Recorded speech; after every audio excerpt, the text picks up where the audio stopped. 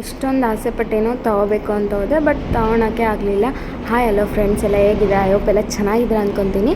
ಮತ್ತು ಬೆಳಗ್ಗೆ 6 ಗಂಟೆಗೆ ಎದ್ದು ಫ್ರೆಶ್ ಅಪ್ ಆಗಿಬಿಟ್ಟು ಕಾಫಿ ಕಾಸ್ಕೊಂಡು ಕುಡಿದು ಅಷ್ಟೊತ್ತಿಗೆ ನನ್ನ ಮಗನೂ ಎದ್ದ. ನನ್ನ ಮಗನ ಆ ಕಡೆ ಪಿ ಜಿ ಹತ್ರ ಕರ್ಕೊಂಡೋಗಿ ನೋಡಿ ಫಸ್ಟ್ ಟಿಫನ್ ಮಾಡಿ ನಮ್ಮ ಪಿ ಜಿಯಲ್ಲೇ ಚಿತ್ರಾನ್ನ ಮಾಡಿದ್ವಿ. ಟಿಫನ್ ಮಾಡಿಬಿಟ್ಟು ಒಂದು ಸ್ವಲ್ಪ ಪಾತ್ರೆ ತೊಳೆದು ಹಂಗೆ ಮಧ್ಯಾಹ್ನಕ್ಕೆ ಒಂದು ಸ್ವಲ್ಪ ರೈಸು ಸಾಂಬಾರು ಮಾಡೋಣ ಅಂತ ಮಾಡಿದೆ. ಇವತ್ತು ಮೂಲಂಗಿ ಸಾಂಬಾರು ಮಾಡಿದ್ದೆ. ನಾವು ಯಾವ ಥರ ಮೂಲಂಗಿ ಸಾಂಬಾರು ಮಾಡಿದ್ವಿ ಅಂತ ನಾನು ಲಾಂಗ್ ವೀಡಿಯೋದಲ್ಲಿ ಅಪ್ಲೋಡ್ ಮಾಡ್ತೀನಿ. ಒಂದು ಸಲ ಮರೀದೆ ಚೆಕ್ ಮಾಡಿ. ಅಂದರೆ ಮೂಲಂಗಿ ಸಾಂಬಾರು ಒಬ್ಬೊಬ್ರು ಹಂಗೆ ಮಾಡ್ತಾರೆ, ಅಂದರೆ ಮೂಲಂಗಿನ ಬೇಯಿಸಿ ಮಾಡ್ತಾರೆ, ಒಬ್ಬೊಬ್ರು ಹಂಗೆ ಮಾಡ್ತಾರೆ. ಸೊ ನಾವು ಹೆಂಗೆ ಮಾಡ್ತೀವಿ ಅಂತ ಲಾಂಗ್ ವೀಡಿಯೋದಲ್ಲಿ ಅಪ್ಲೋಡ್ ಮಾಡ್ತೀನಿ, ಮರೀದೆ ಒಂದು ಸಲ ಚೆಕ್ ಮಾಡಿ. ಅಡುಗೆ ಮಾಡೋ ಅಷ್ಟೊತ್ತಿಗೆ ನನ್ನ ಮಗಂಗೆ ಅವ್ರ ಅಜ್ಜಿನೂ ಅವರಪ್ಪ ಸ್ನಾನ ಮಾಡಿಸಿದ್ರು.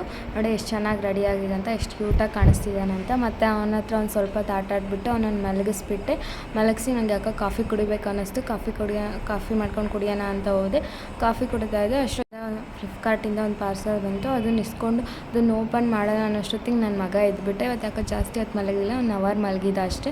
ಅದಕ್ಕೆ ಅವ್ನ ಮುಂದೆ ಓಪನ್ ಮಾಡಿದ್ರೆ ಅದನ್ನು ಕೊಡೋವರೆಗೂ ಅಳ್ತಿರ್ತಾನೆ ಅಂತ ಓಪನ್ ಮಾಡೋಕ್ಕೆ ಹೋಗಲಿಲ್ಲ. ಅದನ್ನು ಹಂಗೆ ಸೈಡಿಗೆ ಎತ್ತಿಟ್ಬಿಟ್ಟು ಅವನ ಹತ್ರ ಒಂದು ಸ್ವಲ್ಪ ಹೊತ್ತು ಕೂತ್ಕೊಂಡು ಆಟಾಡಿ ಮತ್ತು ಆ ಕಡೆ ಪಿ ಜಿ ಹತ್ರ ಹೋಗಿ ನಮ್ಮ ಅತ್ತೆಗೆ ಅವನನ್ನು ಕೊಟ್ಟು ನನಗೆ ಪಿಂಗಾಣಿಗೂ 1-2 ಬಾಕ್ಸ್ ತರಬೇಕಾಯಿತು. ಅಂದರೆ ಪಿಂಗಾಣಿ ಪಾತ್ರೆ ತೊಗೊಬರ್ಬೇಕಾಯಿತು. ಪಿಂಗಾಣಿದ್ರಲ್ಲಿ ಉಪ್ಪು ಉಪ್ಪಿನಕಾಯಿ ಹಾಕಿಟ್ರೆ ಮನೇಲಿ ತುಂಬ ಒಳ್ಳೆಯದು ಅಂತ ಹೇಳ್ತಿದ್ರು. ಸೊ ಅದಕ್ಕೆ ತೊಗೊಬರೋಣ ಅಂತ ಹೋಗ್ತಾಯಿದ್ದೆ. ನನ್ನ ಗಂಡ ಎಲ್ಲ ನೋಡಿದ್ನಂತೆ. ಜಾತ್ರೆಯಲ್ಲಿ ತೊಗೊಳೋಣ ಅಂತ ಸಿದ್ಧಗಂಗಾ ಜಾತ್ರೆ ಆಯ್ತಲ್ವ ತುಮಕೂರಲ್ಲಿ, ಮಠದಲ್ಲಿ, ಅಲ್ಲಿಗೆ ಹೋಗಿದ್ವಿ. ಬಟ್ ಅಲ್ಲಿ ಜಾಸ್ತಿ ರೇಟ್ ಹೇಳಿದ್ರು. ಅದಕ್ಕೆ ಇಲ್ಲಿ ಹೊರಗಡೆ ತೊಗೊಳೋಣ ಅಂತ ಹೋದ್ವಿ. ನೋಡಿ ಇಲ್ಲಂತೂ ಜಾಸ್ತಿ ಮಠದಾಗಿಂದ ಜಾಸ್ತಿ ರೇಟ್ ಹೇಳಿದ್ರು. ನೋಡೋಕೆ ಮಾತ್ರ ಚೆನ್ನಾಗಿದ್ವು, ಆದರೆ 250-350 ಹೇಳ್ತಾಯಿದ್ರು. ನನಗೆ ಇಷ್ಟ ಆಯಿತು, ಬಟ್ ರೇಟ್ ಜಾಸ್ತಿ ಆಗಿರೋದು ನಾನು ತೊಗೊಳ್ಲಿಲ್ಲ. ನನ್ನ ಗಂಡ ಪರವಾಗಿಲ್ಲ ತಗೋ, ಅಷ್ಟು ಇಷ್ಟಪಟ್ಟು ಬಂದಿದೆಯಾ, ಏನಾಗಲ್ಲ ಅಂತ ಒಂದಾದರೂ ತಗೋ ಅಂತಿತ್ತು. ನಾನು ಜಾಸ್ತಿ ರೇಟ್ ಆಯಿತು ಅಂತ ತೊಗೊಳ್ಲಿಲ್ಲ. ಎಷ್ಟೋ ಆಸೆಪಟ್ಟು ಬಂದೆ ತೊಗೋಬೇಕು ಅಂತ, ಬಟ್ ಆ ರೇಟ್ ಕೇಳಿದ್ದು ತೊಗೋಬೇಕು ಅನ್ನಿಸ್ಲಿಲ್ಲ. ಅದಕ್ಕೆ ತೊಗೊಳ್ಲಿಲ್ಲ. ಮತ್ತು ರಿಟರ್ನ್ ಬರ್ತಾಯಿದ್ವಿ. ಅಲ್ಲೊಂದು ಸೇಲ್ ಹಾಕಿದ್ರು. ಆ ಸೇಲ್ಗೆ ಹೋಗೋಣ ಅಂತ ಅಂದ್ಕೊಂಡಿದ್ವಿ. ಅಷ್ಟೊತ್ತಿಗೆ ನಮ್ಮ ಅತ್ತೆ ಫೋನ್ ಮಾಡ್ತು, ನಿನ್ನ ಮಗ ಅಳ್ತಿದ್ದಾನೆ ಬಾ ಅಂತ. ಸೊ ಅದಕ್ಕೆ ಇವತ್ತು ಸೇಲ್ಗೆ ಹೋಗೋಕ್ಕಾಗಿಲ್ಲ, ನಾಳೆ ಹೋಗೋಣ ಅಂತ ರಿಟರ್ನ್ ಬಂದ್ವಿ.